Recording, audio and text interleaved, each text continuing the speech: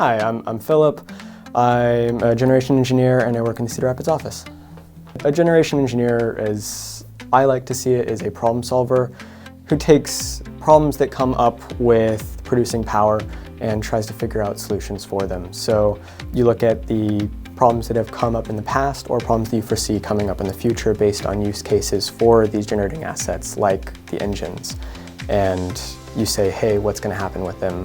What kind of stuff goes into making sure this runs properly? And then you help design systems or help fix systems that are not working properly or to increase the longevity of these items. Most days are dependent on the needs of the day because as a generation engineer you have to work with a lot of different items, you have to work with a lot of different assets, and you have a lot of different priorities. I'm not just working on an engine, I'm also working on the piping that goes into these engines. I'm also working with the operators who have questions about how to do their task. I'm also working with the record-keeping tasks that go into it. I'm also working with the innovations that are day-to-day, or the regulations that have to be put in place to make sure that everybody's playing fairly in this market and everybody is being fair to each other when they're producing. Communication has to be used often because you can't understand a problem without talking to the people who are seeing that problem firsthand. Honestly, you don't even know there is a problem until somebody tells you most of the time.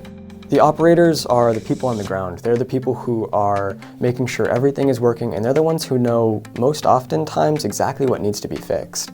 It's on us to help make sure that that stuff gets fixed because they're busy making sure everything is actually still working.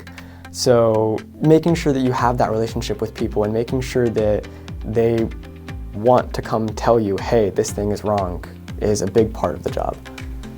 I didn't know about electric cooperatives before I got here. Being in a rural electric cooperative, you end up with a good amount of industrial people who are also in your electricity standpoint because production facilities like to be away from cities. And that means us as a cooperative get to help directly produce cheaper goods and help families have access to energy.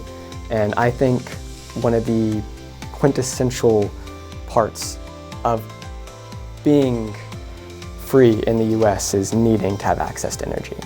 As the environment around producing energy continues to change, this sector is going to need a lot of help. It's going to need a lot of people and a lot of hands and a lot of variety, a lot of different thoughts and a lot of different opinions on how to approach something.